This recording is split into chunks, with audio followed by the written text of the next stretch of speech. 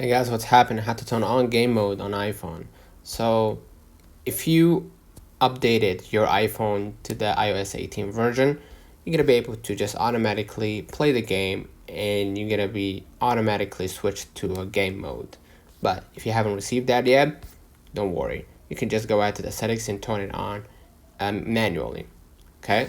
And then scroll a little bit down to find focus. And then click the plus button at the top right, and then you're gonna see right here gaming. Go ahead and click gaming, and then you can customize the focus. Right, you can choose apps, right, to allow notifications from,